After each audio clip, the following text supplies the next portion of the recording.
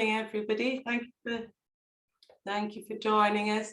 Kenny, the flowers behind you are attractive, and I've got tulips coming out of wellies behind me, but I'm now going to try and share my screen.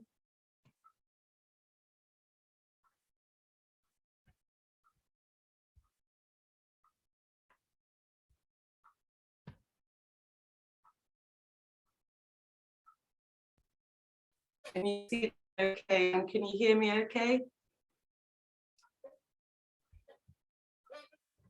So I'm generally known as Ollie, German spelling, and I'm the gardener at Tagsa Uibhist, as Kathleen just mentioned, and I work with a colleague in a job share called Teresa MacLennan. And again, Kathleen just mentioned the winter we started was 2018-19. And at the time we joined the gardens midway through a very large CCF funded project called Grow Your Own Community. So we had a full year left of that, which had very specific criteria that we had to meet. So that means we've had 3 growing seasons in the gardens. But from the outset, our hopes and aspirations have remained the same. We want personally as gardeners 2 things. And firstly, that is to grow in all aspects of the word, but particularly local veg and fruit. And secondly, to help others do the same, help others grow in the community. As I switch slide, I have to confess that our 9-year-old son helped me with the slides, and because of his help I promised I'd leave in any cool effects he's put in. So these 2 points of wishing to grow and to help other people grow, within that we found that it's grown in more ways than we could possibly have imagined. We believe that's due to the overwhelming support we've received from our entire community. Yet we can continue to grow and find new ways of expanding on all of our efforts, not least with the acute awareness that we all have now of the climate crisis we find ourselves in. So here we are at the Lochboisdale Food Festival, early September this year, which was an amazing social event, craved for by so many people with multiple lockdowns. And it was hosted by Tagsa Uibhist. They will soon be hosting a Christmas festival, also in Lochboisdale, I understand, except that other than bagged horse manure, which was my suggestion, we've got very little to offer at this time of year, so I don't think we'll be holding a stand. And the photo illustrates what we can offer at the end of a very, very busy season. What you can't see in the photo is the floor, and there are boxes and boxes of potatoes, always the most popular. So to expand all of these points, helping other people grow and doing the things we're already doing, we have these criteria at the top of our list always. And for me, understanding seasonality is quite important. And I believe as consumers, it's something we likely all will need to, if not address, then actually change as well. So when our courgette plants have finally produced their final fruit, then why don't we eat more brassicas in the winter, something we have plentiful cabbages and kale and turnip. Incidentally, turnip in Germany, Mum and Dad are joining us, and they're in Germany, and the Germans grow turnip only for the cows, I understand. So here we enjoy them more. And we don't have avocados. I wanted to mention that because we've been asked for that quite frequently. In Tagsa Community Gardens, our weekly work revolves around taking the project forward into future growing seasons, always looking ahead. Hence, our criteria listed here. Tagsa's mission, as Kathleen mentioned, is supporting health and well-being within the community, and the gardens play a key role in this. On days, however, where we have few or no volunteers with us in the garden, whether they are support groups or individual beneficiaries or participants, our outdoor work remains our own personal therapy. For me, everything about the gardening work is therapeutic. It can mean almost anything from one individual to the next. It can be a place of calm reflection or an active social hub, can go from one extreme to the other. It can be those things at the same time as well. Our volunteering programme is expanding rapidly, including more inquiries from the young workforce. I think I have that project name wrong, sorry, that's 3 letters, I always muddle up. But here in this photo, Ronan has come, is a new school leaver, one of our regular volunteers on site, and he appreciates the garden in any weather. EDS is our elderly and dementia support group hosted at Tagsa. And we continue to support the local schools and educational establishments in whatever capacity we can, and try always to understand the true need in our community, offering up solutions to ongoing loneliness and well-being issues. Quite natural in gardening.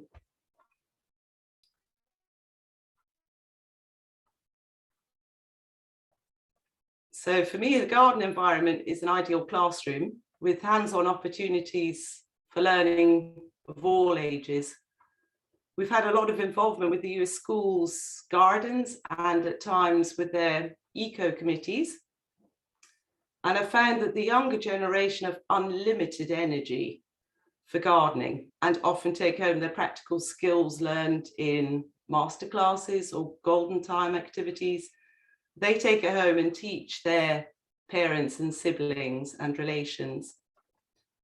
And we aim to expand on our intergenerational gardening days with the children at the forefront here, where folk of any age can share and benefit from their experience of time spent in outdoor activities, side by side and equal.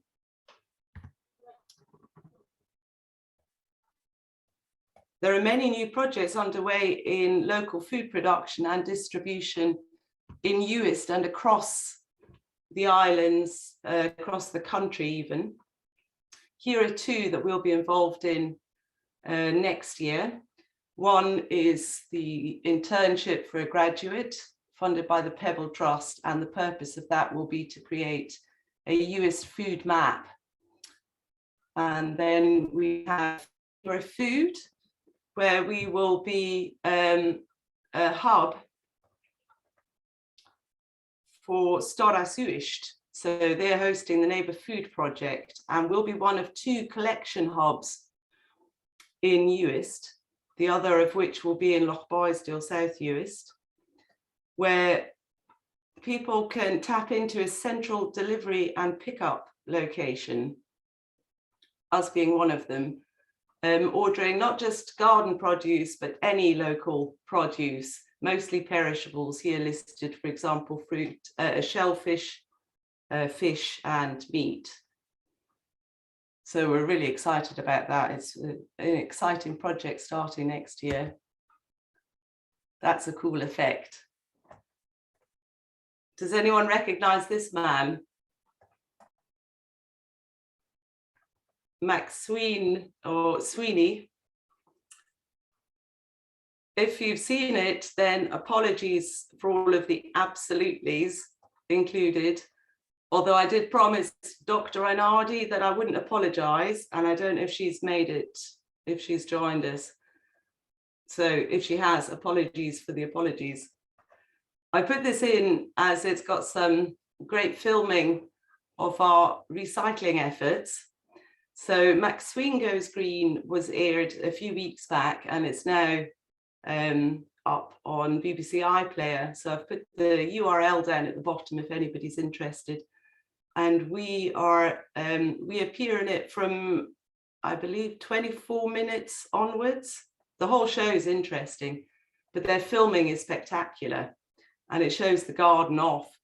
It shows off particularly a lot of the recycling we've done from large-scale fish farm waste, such as a composting bank. We're very proud of that one. And we had more than 80 huge plastic fish tanks that were redundant for purpose. They had holes and they couldn't be used for fish or water storage. And we've converted them into compost tanks. And also some of them we've cut in half and to make extra raised planters. They're dotted all over Uist now at the various polycarbonate growing tunnel schemes and in the school gardens and private gardens. And at the bottom, we have a new contribution that I'm looking for any suggestions of how we may recycle these. The wee picture down at the bottom on the right, I think we've got 16 of them. They're pretty big, and there's some form of piping. Some of them we've already used for putting willow cuttings in. They're not the most practical for large cuttings, but they're perfect for willow. And we are likely to use some for benches and various plant displays and storage. But any suggestions gratefully received on that one. So I referred to our composting and recycling efforts, and a lot of this to me comes into climate care. This next slide, I've borrowed the information, the text from the Soil Association, as it sums up nicely my own high regard for our soil and our duty to look after it. The text appears fairly small, so I'll read it off. Our greatest ally in the climate crisis is the soil beneath our feet. Soil is home to 1/4 of all Earth's species. It can hold 65% of the world's fresh water, and it provides 95% of what we eat. Pretty staggering percentages there. It is one of our most precious resources, and when we look after it, soil can also make a huge contribution towards tackling climate change. Healthy soils can act as carbon sink by drawing carbon down into the soil and storing it. They have the potential to store more carbon than all the world's plants and forests combined. Therefore, as a gardener, I feel it's a duty to look after the soil and do what we can. I did make a little note there. I think it was Nigel who mentioned local fertilizer, so that's a great topic for discussion, how to look after our soil. The little points at the top to me come into, again, duty and responsibility to see the full cycle of life, the growing cycle, through responsibly. So we're not just preparing, propagating, growing, nurturing, harvesting. We're doing all of that responsibly. We're understanding the need to have future healthy growing. And that, if you're 9 years old, is the coolest thing ever, apparently. So I have got a little suggestion here for topics for discussions, but I also noted down Kenny, Nigel, Sally, and Gemma. They're all great questions. I'd love to get on to them. My first question actually was whether all of these polycrobs mentioned are indeed polycrobs, because here in Uist, I believe every single one of them is a polycarbonate growing tunnel, because polycrob is a trademark from Orkney, I think they're based, possibly Shetland, but I think it's Orkney. And in Uist, everyone refers to them as polycrobs, and they're not. They're polytunnels made out using polycarbonate, so hard cladding. I'll be interested to know if they're genuine. And Lewis and Harris, you are, I believe.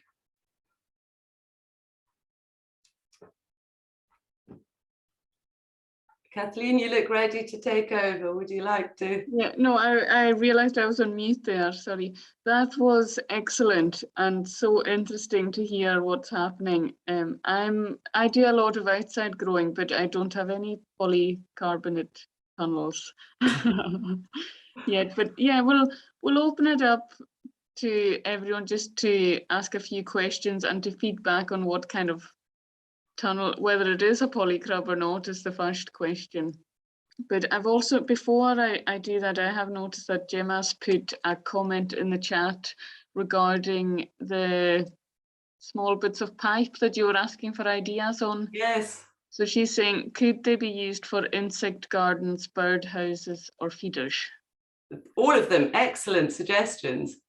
We've got a mini one at home, actually, that is a bug hotel that looks the same as that. We have to put it quite high because our cats like all the bits that go in it. And these pipes are really quite heavy. And we do have a cat in the garden, which we're quite grateful of because we've also got loads of rabbits. So they kind of, one helps get rid of the others when we want it. But that's a great suggestion. Wormery. Although normally the soil drops through as it's composted. So food for thought there. Okay, any questions or discussion points? Oh, Sally? I'll come in quickly because I just have to nip out. Apologies for a few minutes. I thought that was fascinating. I really liked it. I really liked your recycling ethic and your using stuff. And I know that both Kenny and I are going to be thinking, oh, we need, our new community project is really close to a fish farm base. So both Kenny and I are going to be thinking, we spend our lives asking them to clean up some of the mess. So we're going to probably help them with that by trying to make use of it. So really like that. And they're always keen to work with the community. So I think this could be a win-win situation. And I think probably both of us would like to come and visit you if we can. Kenny's quite often in Uist, so if we can, that would be great. We're quite early in the process, so it would be good to get ideas early on before we put too many bricks in the ground or whatever. That's not the right word, but you know what I mean. My polycrub is a polycrub. It came from Orkney. Well, it didn't. There's a supplier in Lewis that uses the waste fish farm pipes from Lewis, which is good. So they're not shipping recycled pipes from Orkney, which doesn't make any sense. But no, it is the polycrub itself. But I think it's probably, if there's a big mixture on Lewis, would be my kind of feedback on that. We did a lot of outdoor growing using mesh.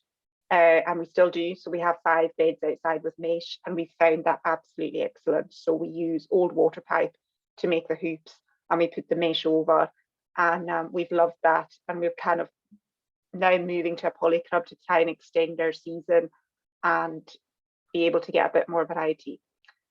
We've told ourselves we won't put anything inside that we grow outside. We won't do any replacement. We'll only add or extend the season, but we'll see how long we last at that. It's so much nicer than the polycrubs in the back garden. But no, I found that absolutely fascinating. And yeah, we'd be really keen to come and see you if that's okay. Please do, Sally. Thanks for that. And you're welcome too, Kenny, anytime. Yeah, an interesting point, actually. I'm not very good at being succinct and sticking to one point. I jump from one to the next. So indoor and outdoor growing, no matter how many tunnels we have, we found the majority of the growing is outdoors. I'm really glad to hear that, actually. Yeah, we've tried to listen very much since we've been on board to what people want. And that also comes right down to the actual produce, which really surprised us. In the first growing season, we tried to have lots and lots of variety. We still do. I think we had over 50 items on our available board, available veg for filling veg boxes in July. There were over 50 varieties there. But without fail, everybody wants potatoes. Year in, year out, they want more and more and more.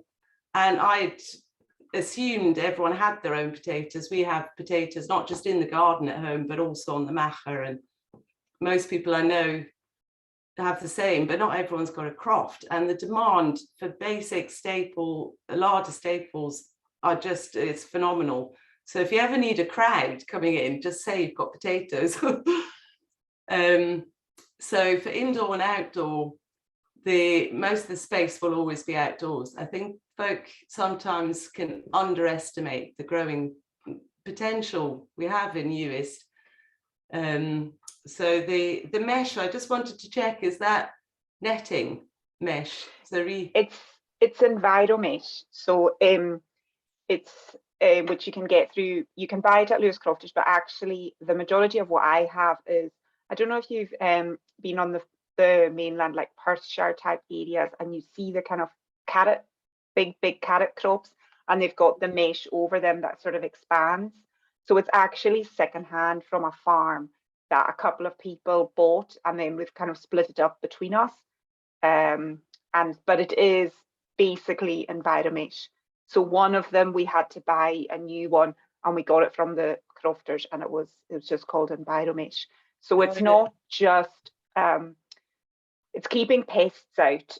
So we did it because when we first started growing out, hens were in the garden. So we did it to keep the hens out, but it actually provides a little bit of a microclimate.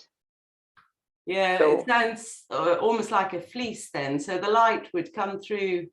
Yeah, the light and the water gets through, but it provides quite a lot of shelter. It's a very, very, very fine mesh. Yeah. So it is doing a wee bit more than a netting. I think we started with netting on a couple, and we very quickly went to this. It lasts for years. So although you're buying, it's probably got a fairly high plastic content in it, but it lasts for years, and it doesn't seem to break down the way some fleeces can. It doesn't seem to break down and leave little fragments of stuff. It seems to just last. So but it's great. I'd highly recommend that for anyone, and we're very exposed, so I'd recommend it for anyone who's exposed. Yeah, well, talking about exposed, the netting that we have recycled is really dense, so it doesn't let light through. So we've used that as windbreaks. We've got a really long windbreak, and it's made a huge difference. It's backed up right against all of the outdoor raised beds, doubled over. Most of it's broken or repaired at places, but it's no longer fit for purpose. But it means there were huge quantities, really heavy, dense material. So we soaked it, doubled it, stretched it, and it's created a fantastic windbreak. But a lot of the recycling that we do and have done is almost accidental. People are now coming to us with rubbish. It's like a challenge. Say, can you use this? And we'll just go, yeah. Because we're not very far away from the dump at Benbecula. And so if people are coming with a bootload of rubbish, they'll think, oh, I wonder if we can use it for anything. Most of the time it's cardboard boxes and things that are fantastic. We use them immediately. But we have had some interesting challenges.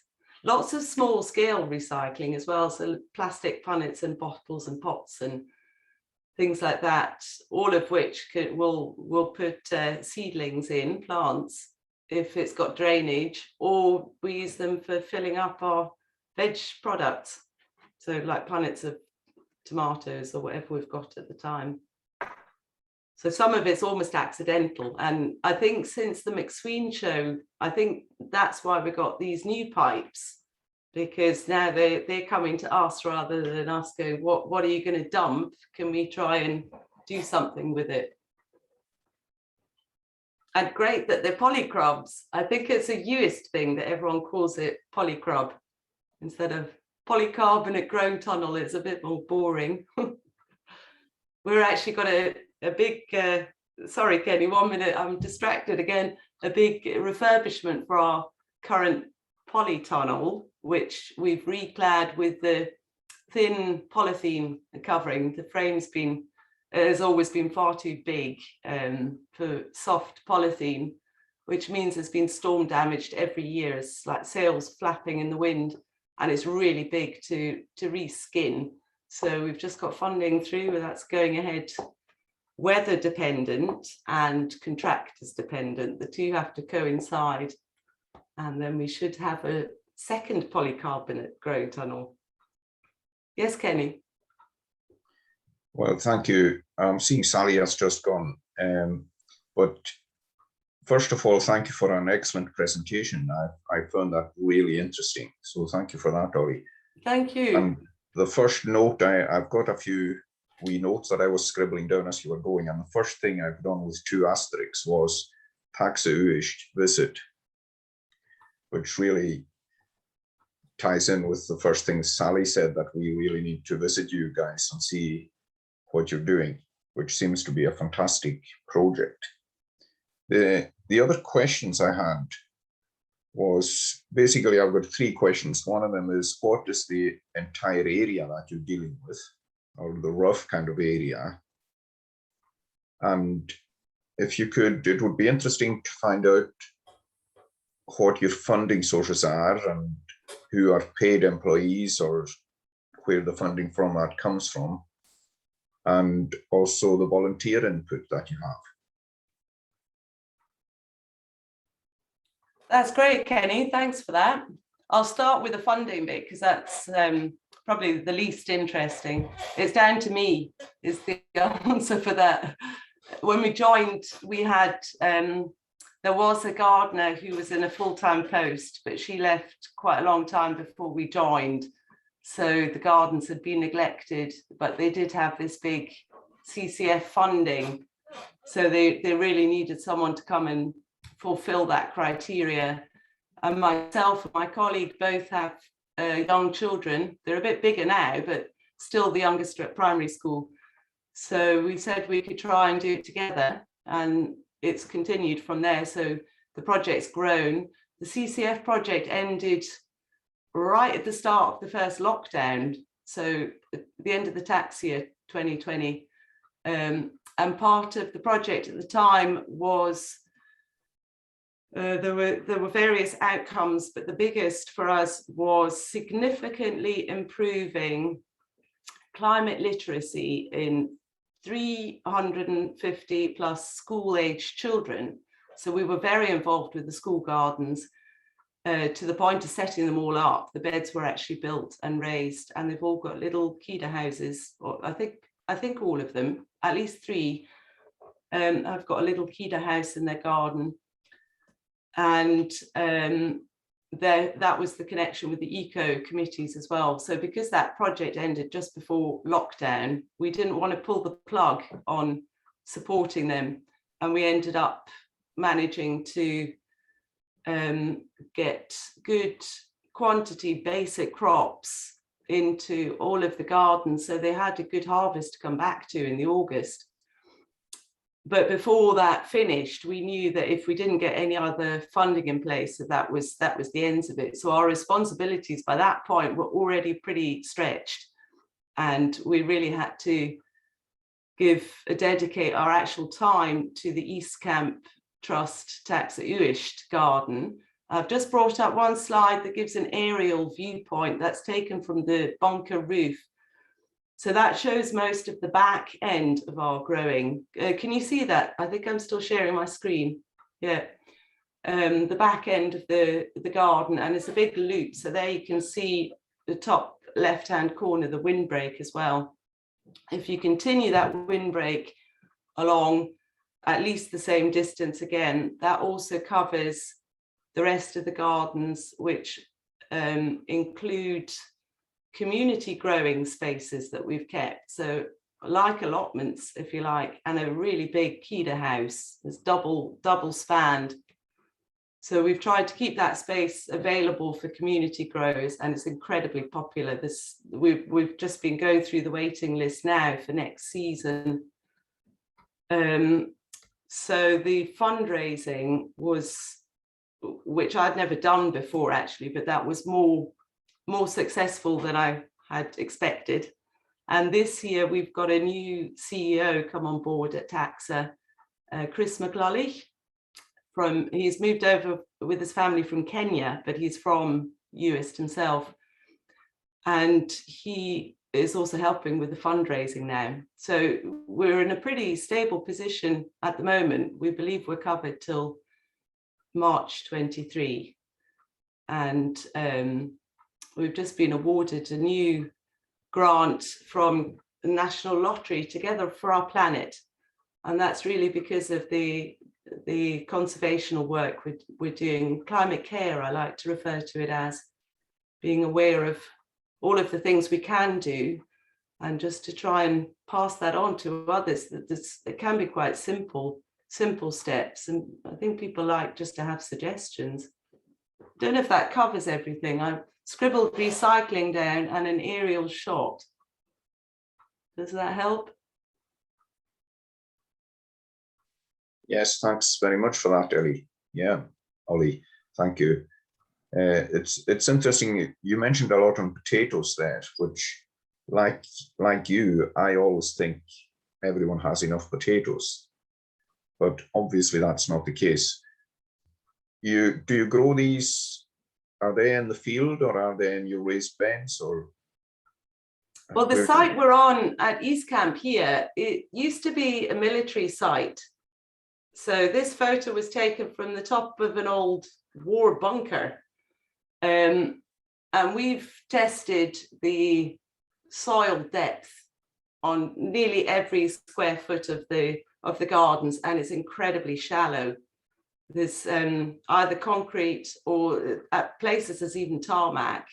Otherwise it's hardcore. So the growing depth here is really poor. We're right beside the airport. So on the other side of the windbreak is the runway, and that's MacLennan. So it's really nice and sandy, alkaline. But that means all of our growing spaces outside too are raised beds. There's one or two patches where we've managed to raise up large sections of the garden, just with lots of topsoil and compost. But everything we're doing is in raised beds to get proper depth for growth. And I think you mentioned actually, or asked about local fertilizer. So we're right beside the Uist community riding schools, or the stables. And apart from potatoes, the second most popular produce from the garden is bagged horse manure. And I've taken carloads all over the islands. So we've got fantastic horse manure right at the tip of our fingers. And it actually transports really easily. Once it's well rotted, which it needs to be for the garden, roughly 6 to 12 months, depending on temperature, but 12 months is the guide. Once it's completely rotted, there's no smell anymore. It can still be very wet, which makes it heavy. So sometimes as trailer loads will deliver. But horse manure, if you can get hold of it, well rotted, top tip for feeding our soil.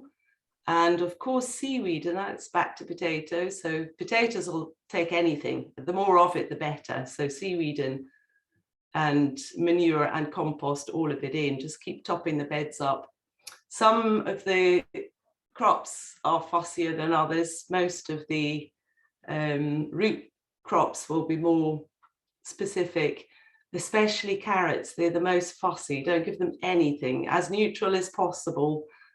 Even if it's adding in extra sand, then you'll get a better root crop instead of feeding the leaf. Otherwise you might have, if you put it in a well fertilized bed or patch of ground, then they might look great, lots of leaf at the top, and the rabbits will thank you for that, but there won't be much below it. Interesting. In terms of talking about the manure side of things, is that something that you're able to sell, or do you just give it away?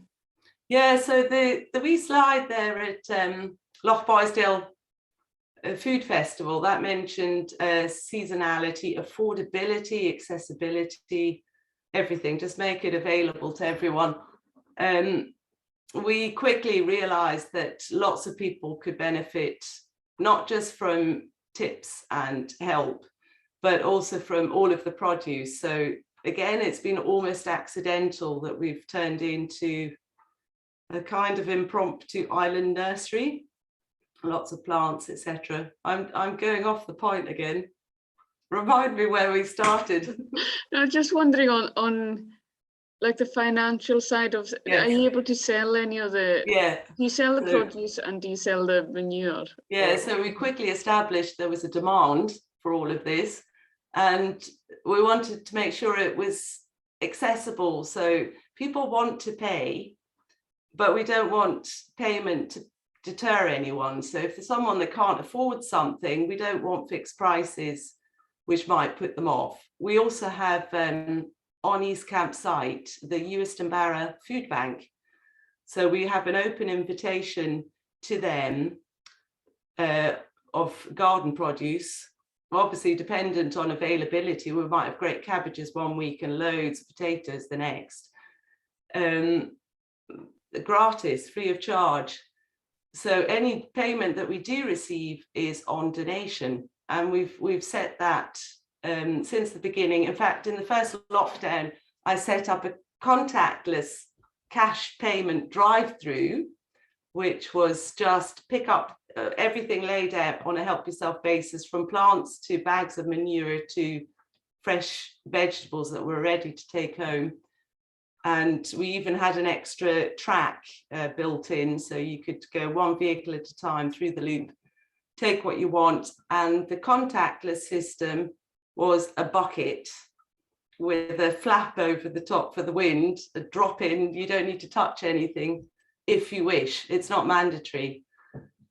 Also, then there's no pressure on anyone. They know value of plants generally have higher value than the produce, but that way you can get what you want to whoever needs it as well as wants it. And most people will pay, so they'll pay generously. So the same applies whatever we have on offer, whether it's bagged horse manure, we'll drop it off, but generally speaking, there will come a donation of sorts at some point in the future. We really hope it can stay like that, because price is something that comes up again and again, and it can put people off. It needs to be accessible for us to actually be meeting people's needs properly. Yes, it's a lovely way to do it. So as well as the Uist Food Bank, that's also a lot of the support we provide to the schools now is just getting them the growing materials they want, or extra plants when it comes to the start of the new season. We have fruit and vegetable plants as seedlings that they can just transplant out into their own plots if they don't want to do the propagation themselves, or if they've missed certain varieties. Except they always want watermelons every time.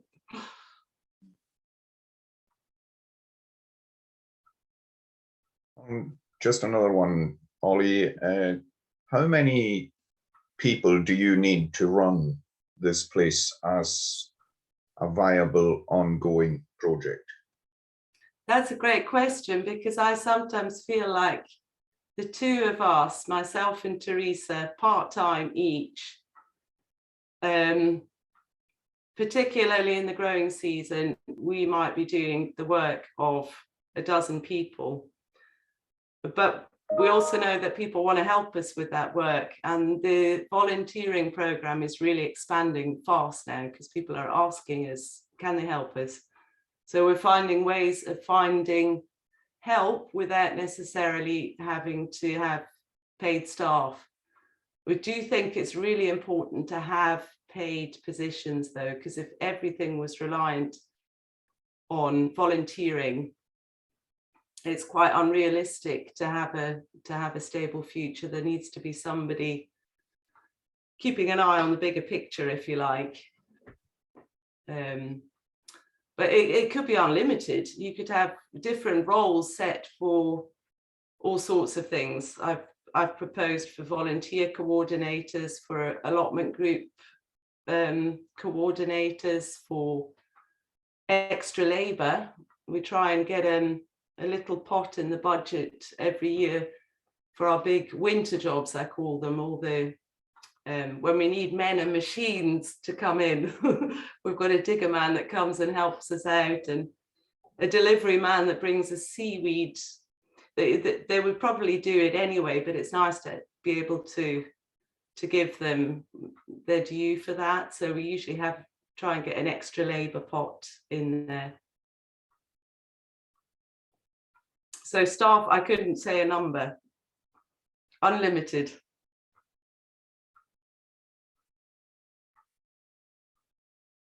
Any other questions from anyone or discussion points?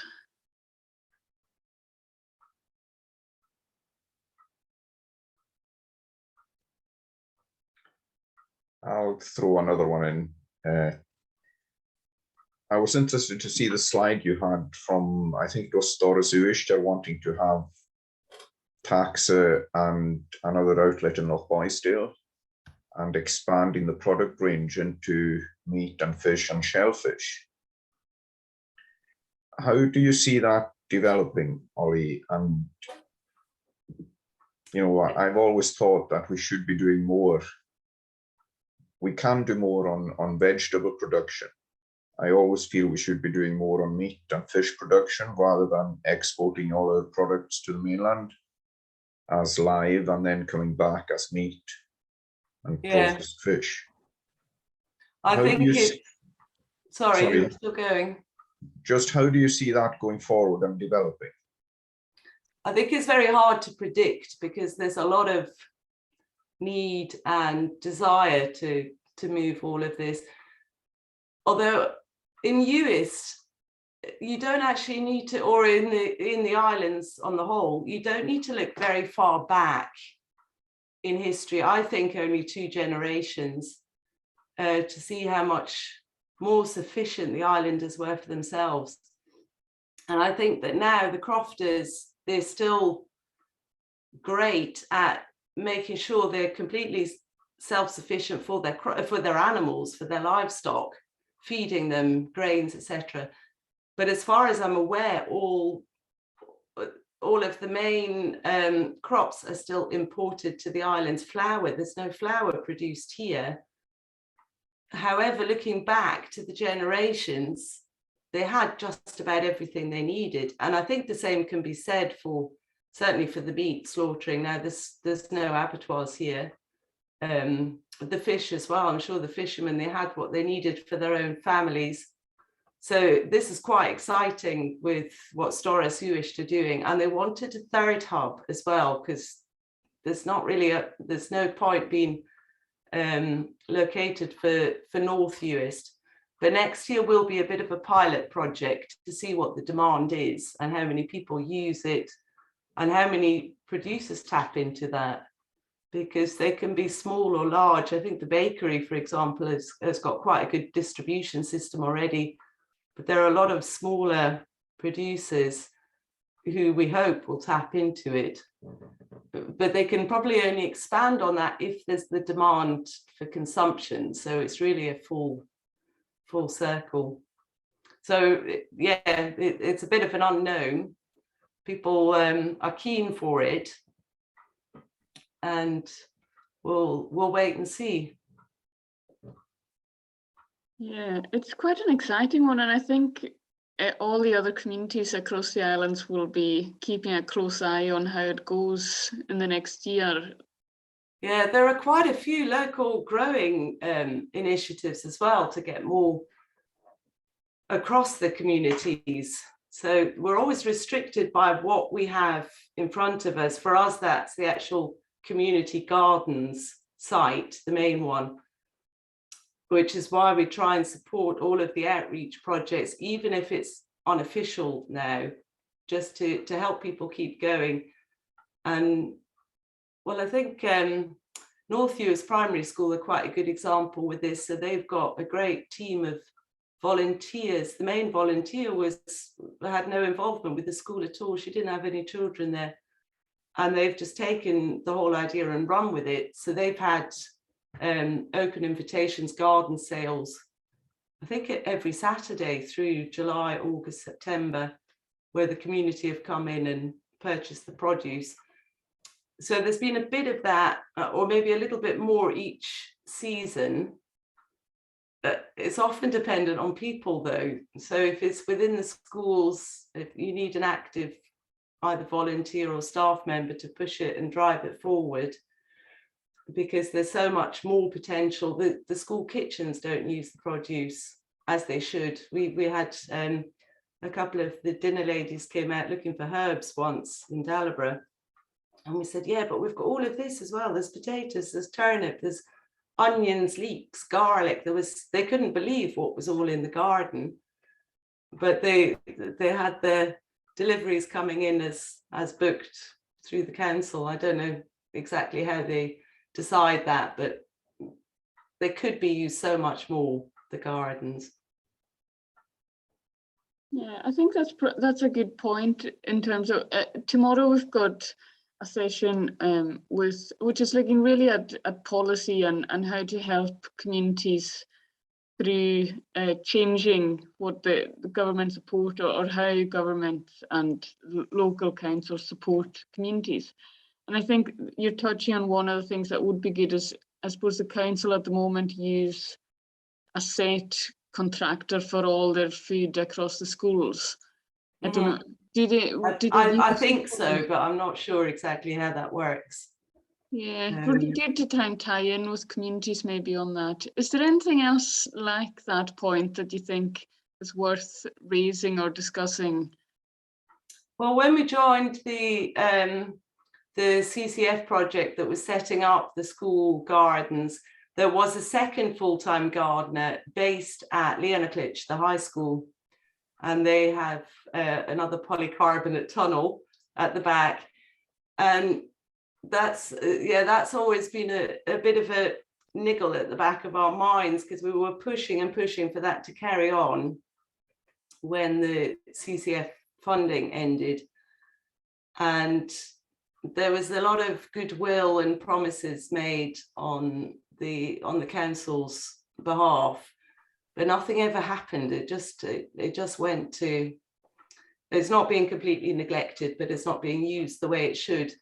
I think the main people benefiting from it just now, I think, are the crofting students, because I was asked to go and talk to them as well about about gardening, not just at the school, but for their crofting course too. So that might be something to consider. I think the way the high schools are, with us, it's just the one high school, but I think there's more than one in Stornoway. There's one, but there's one in Harris as well. One in Harris, yeah.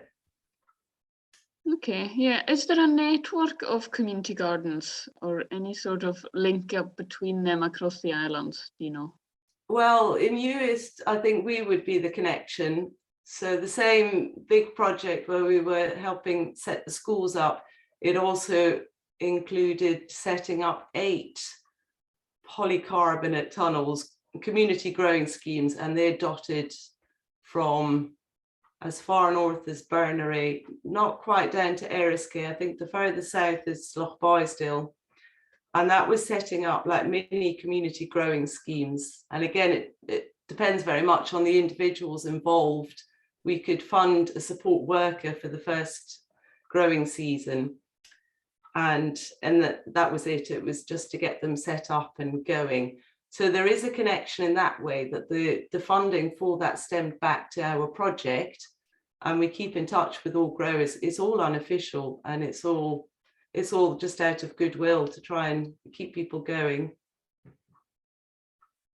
Yeah, that's a great setup you've got. I'm conscious of time and everyone's, especially your time, Ollie, taking up your time. But is there any other questions from anyone?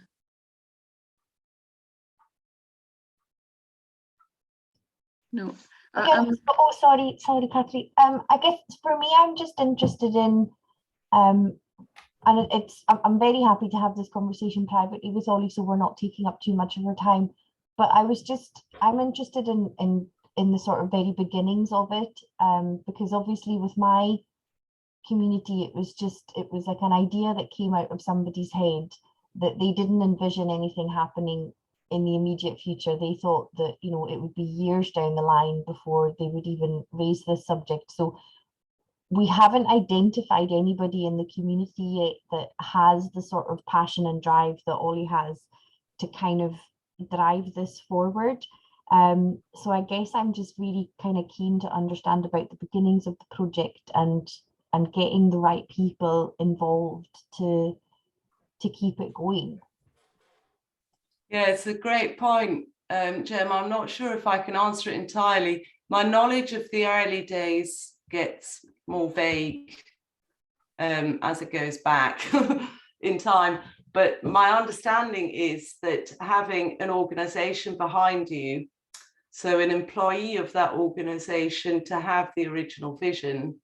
There was another CCF project before the one I referred to, and both of them were 2 years running.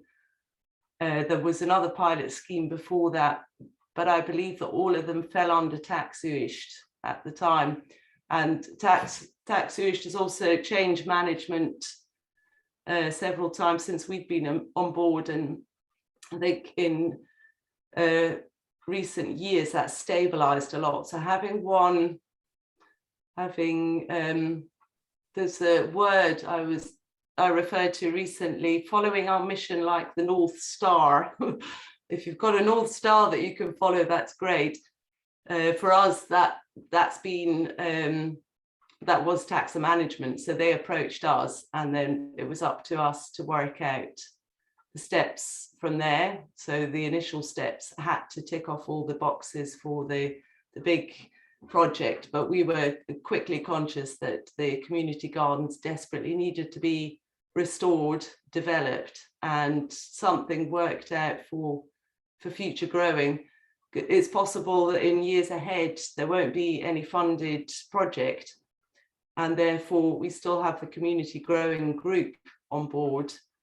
We hope there'll always be something. We believe there will be something. It's actually not such a big challenge, but a key person or an organization who is willing to be responsibility for the setup and overseeing of the initial stages would be beneficial. And I think my own personal enthusiasm actually comes directly from the people who've seen the results. They appreciate hard work, trial and error. We've never claimed to be experts, but I think we all like to try new things. We learn better from doing. I think the examples are learned quicker. And to learn from each other. There's a wealth of wisdom and experience here. And often there's just a lack of confidence. So saying, well, actually you can do this. If you were talking to me now when I'd started on the project, I would not even have considered for a moment doing any management of it. Just let me shovel the horse manure and prepare the beds, please. That would be all I was interested in. But now it really feels like a responsibility to take things forward and make sure that it can stabilize some way. Hi, Sally. I'm still talking. Does that answer your question, Gemma? The North Star is maybe a bit of a weird reference there, but... No, I'm loving your metaphors. Yeah, no, thank you so much, Ollie, for that. And I'm just really impressed by everything that you've done and everything that you're going to do, and yeah, just your passion for it, and we need more people like you. Thank you. A colleague once told me that I have an infectious enthusiasm for all things horticultural, and I think it was a compliment, because like I say, I don't claim to be any expert, but I think yeah, I think if we're all open to learning and listening to each other, what people want and need, so many things fall into that really naturally.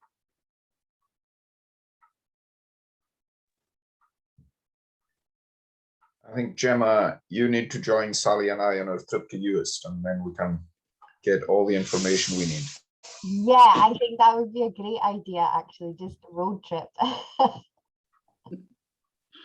We're going to have a lot of people coming along, Ollie, I think, by the end of it all. That's great, though. It's best for us. We always say, come to us here and we'll find some way of answering your questions or demonstrating. A lot of our workshops are just impromptu. People will come and say, can you show us this? And yeah, absolutely, we'll do that.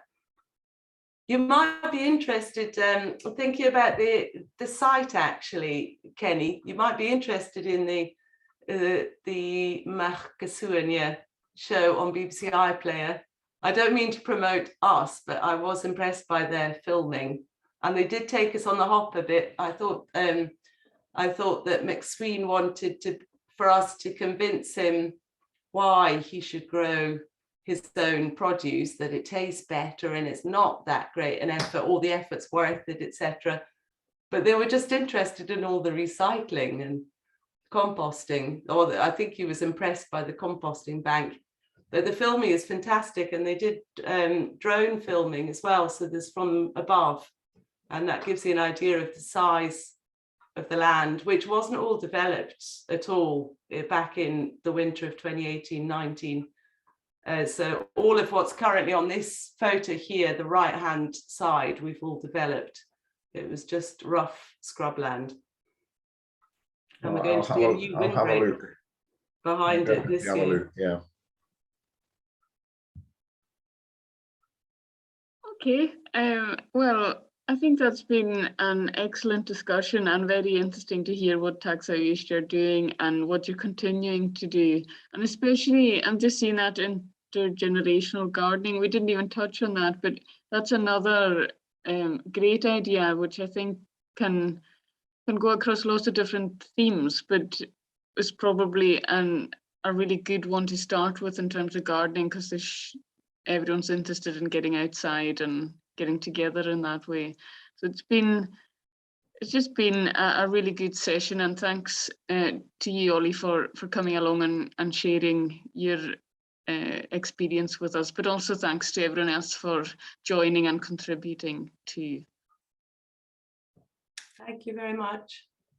Okay, thanks everyone. And just before you go, actually, to remind everyone that there are a few other sessions coming up. So we've got the peatland session on at 2 o'clock today. So that's peatlands and crofting.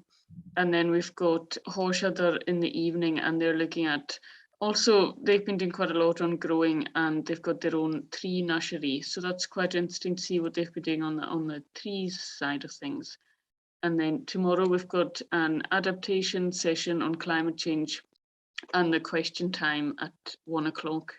So any of these that you haven't already signed up to but are interested in, please get in touch and we can sign you up. Okay. We've done lots of tree planting with the schools as well. There's another point. They get 420 plus in at one time. I think it's, I forget the name now. Yeah, Woodland Trust. Exactly, Woodland Trust, and they have bundles. Thank you, Sally. They have bundles specific to croft-lands. So they've got fantastic trees. We've done lots of them. The kids are very keen to plant them, hundreds in a row, but then they all need tended. So it's often us that go back and trim and mulch in the winter. Everything is like you need maintenance. Yeah. Yeah, I actually went and looked. We did 2 lots with the kids around the football pitch, and I actually went and looked at them the other day, and they really need their guards taken off. You know, they've grown so well, but they need the guards taken off, and I don't think the kids are going to come back to do that. They're not going to do the boring bits. So if it's made into a golden club, golden time club or masterclass, then they love it. Make it